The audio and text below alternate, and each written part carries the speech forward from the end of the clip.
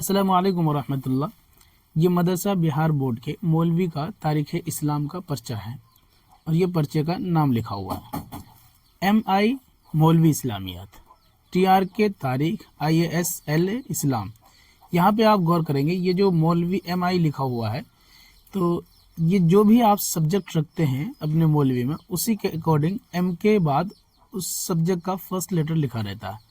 For example अगर आपने arts रखा है तो आपके पर्चे में लिखा रहेगा MA यानी मौलवी आर्ट्स का फला पर्चा। हमने इस्लामियात रखा है तो MI है यानी मौलवी इस्लामियात। अगर आप साइंस रखते हैं तो MS लिखा होगा। तो जो भी आप सब्जेक्ट रखते हैं आपके सब्जेक्ट के अकॉर्डिंग M के बाद उसका फर्स्ट लेटर लिखा रहता है।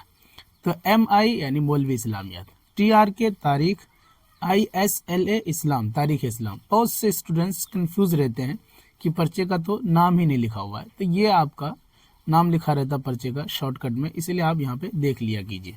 तो ये मौलवी इस्लामियात का तारीख़ इस्लाम का पर्चा है और ये 2025 का पर्चा है और ये 100 नंबर का पर्चा है। आइए हम फटाफट इसके ऑब्जेक्टिव क्वेश्चंस को हल करते हैं। आपको मालूम होना चाहिए कि 3 ग्रुप होते हैं, ग्रुप अलिफ, ग्रुप बा, ग्रुप जीम। ग्रुप अलिफ में ऑब्जेक्टिव क्वेश्चंस रहते हैं, ग्रुप बा में मुख्तसर क्वेश्चंस रहते हैं यानी उसमें शॉर्ट लिखना रहता है, ज़्यादा डिटेल्स में नहीं लिखना रहता है, और ग्रुप जी में तफसीली क्वेश्चंस रहते हैं यानी उसमें पूरी डिटेल के साथ लॉन्ग लिखना रहता है। तो आइए हम ग्रुप बाय ग्रुप करके हल करेंगे इंशाल्लाह। पहले हम ग्रुप अलिफ को हल करते हैं, फिर उसके बाद ग्रुप बा को हल करेंगे, फिर उसके बाद ग्रुप जीम को हल करेंगे। आइए फटाफट ग्रुप अलिफ को देखते हैं। सवाल नंबर 1 है, किस सहाबा किराम रज़ियल्लाहु अन्हु को जामे कुरान कहा जाता है? आप सारे ऑप्शन न पढ़ के फटाफट देखिए कि जामे कुरान हजरत उस्मान रज़ियल्लाहु ताला अन्हु को कहा जाता था। आप सिर्फ सवाल और उसका जवाब याद रखिए, किस सहाबा किराम रज़ियल्लाहु अन्हु को जामे कुरान कहा जाता है? जवाब हजरत उस्मान रज़ियल्लाहु ताला अन्हु को जामे कुरान कहा जाता है। दूसरा सवाल है, अब्दुल्ला बिन सबा कौन था?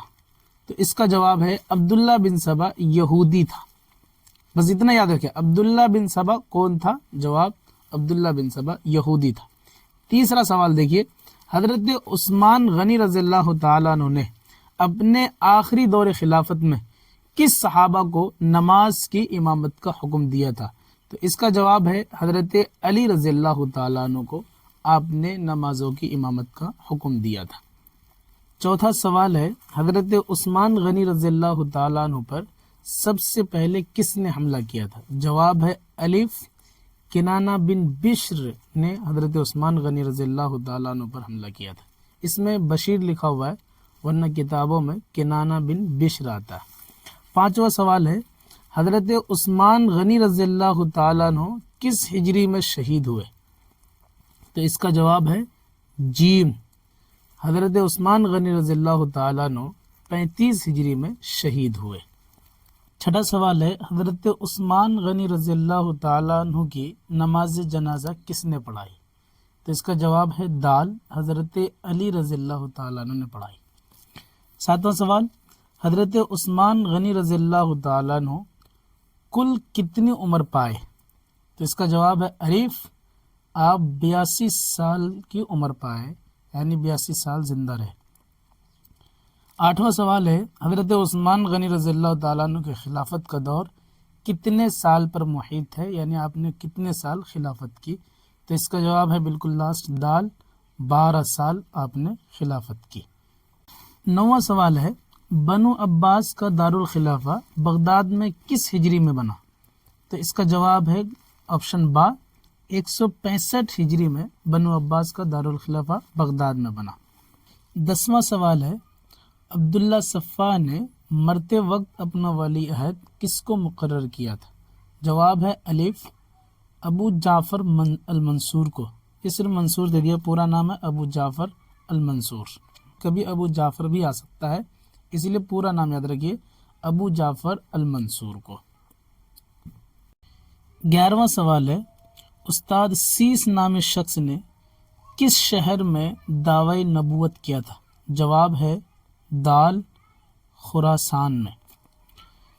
12वां सवाल है, मंसूर ने अपने तमाम रियाया को किस चीज़ से बनी टोपी को पहनने का हुक्म दिया था? جواب ہے الف، کپڑے سے بنی ہوئی ٹوپی پہننے کا حکم دیا تھا۔ 13واں سوال ہے کہ منصور نے بغداد سے رخصت ہوتے وقت اپنے کس بیٹے کو نائب بنا کر چھوڑا تھا؟ جواب ہے با، مہدی کو۔ سوال نمبر 14، منصور بن مہدی کی طرف سے افریقہ کا گورنر کون تھا؟ جواب ہے الف، عبد الرحمن بن حبیب۔ یہ افریقہ کا گورنر تھا منصور بن مہدی کی طرف سے۔ سوال نمبر 15، خلیفہ ہارون رشید نے کس ہجری میں حج ادا کیا؟ دیکھیے اس میں نہیں لکھا ہوا ہے کہ آپ نے پہلا حج کب کیا یا آخری حج کب کیا، ورنہ تو خلیفہ ہارون رشید کا تو معمولی تھا 1 سال کے بعد 1 سال حج کرنے کا۔ تو خیر یہاں پہ ہم پہلا یعنی جب آپ نے فرسٹ بار حاکم بننے کے بعد جو حج کیا ہے ہم اس کو لکھ دیتے ہیں، آپ نے پہلی بار خلیفہ بننے کے بعد جو حج کیا وہ 172 میں، آپشن نمبر با 172 ہجری میں آپ نے پہلا حج کیا، ورنہ آپ نے پھر 188 میں بھی اور بھی بہت سارے حج کیے۔ السلام علیکم ورحمۃ اللہ۔